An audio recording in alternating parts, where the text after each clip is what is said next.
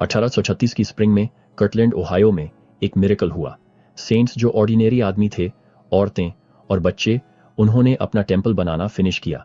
उन्होंने अपना सब कुछ दे दिया था, कभी कभी अपना आखिरी कॉइन या रोटी का टुकड़ा, कंधे से कंधा मिलाकर काम करते हुए, फेथ से प्रेरित होकर, तब भी जब दुनिया शक की निगाहों से देख रही थी। मार्च 27 को डेडिकेशन का दिन आखिरकार आ ही गया। टेंपल खचाखच भरा हुआ था। हर बेंच और आयल भरी हुई थी। बच्चे अपने पेरेंट्स की गोद में बैठे थे। जोसेफ स्मिथ पुलपिट पर खड़े थे। डॉक्ट्रिन एंड कवेनेंट्स सेक्शन 809 में रिकॉर्ड की गई डेडिकेटरी प्रेयर कर रहे थे। उन्होंने विनती की, इस घर को भर दे जैसे एक तेज आंधी से, अपनी ग्लोरी से। लोगों ने अपने दिलों से जवाब दिया और लॉर्ड ने भी जवाब दिया। यह सिर्फ एक फीलिंग नहीं थी। लोगों ने ऐसी चीजें देखी और सुनी जिन्हें वे कभी नहीं भूलेंगे। सिल्विया कटलर वेब, जो तब बस एक लड़की थी, उन्हें जोसेफ का चेहरा याद था, पीला पड़ा हुआ, आंसुओं से भीगा हुआ, जब उन्होंने अपने हाथ हेवन की तरफ उठाए। भले ही वो छोटी थी, उसने बाद में कहा कि वो उस स्पिरिट को कभी नहीं भूलेगी जिसने उस दिन को भर दिया था।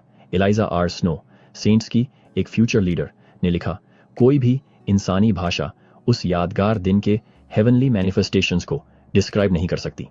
कुछ लोगों को एंजल्स दिखाई दिए। हर दिल इनएक्सप्रेसिबल जॉय और ग्लोरी से भरपूर था और मिरेकल्स होते रहे। ओलिवर काउड्री ने बताया कि स्पिरिट एक तेज आंधी की तरह बरस रही थी। उन्होंने क्लोवन टंग्स देखे, जैसे आग की हों, लोगों पर ठहरते हुए जब वे दूसरी जबानों में बात कर रहे थे और प्रोफेसाई कर रहे थे। यह फिर से पेंटिकॉस्ट जैसा था। बेंजामिन ब्राउन ने 3 ग्लोरियस मैसेंजर्स को देखा जिनके हाथों में ब्राइट कीज थीं। दूसरों ने रोशनी के बादल देखे, गोल्ड की तरह चमकते हुए, टेंपल पर छाए हुए। नैन्सी नेओमी एलेक्जेंडर ट्रेसी ने कहा, यह बिल्कुल सच था कि हेवनली इन्फ्लुएंस उस घर पर छाया हुआ था। मुझे लगा कि यह धरती पर हेवन है। ऑर्सन प्रैट ने डिक्लेयर किया, गॉड वहां थे, उनके एंजल्स वहां थे। लोग सिर से लेकर पैर तक भर गए थे होली गोस्ट की पावर और इंस्पिरेशन से। वो सारे सैक्रिफाइसेस, वो सारी प्रेयर्स, उन्होंने लॉर्ड के लिए एक जगह तैयार की और वो आए। एक हफ्ते बाद डॉक्ट्रिन एंड कवेनेंट्स 100 टन्स में जीसस क्राइस्ट खुद उस टेंपल में अपीयर हुए।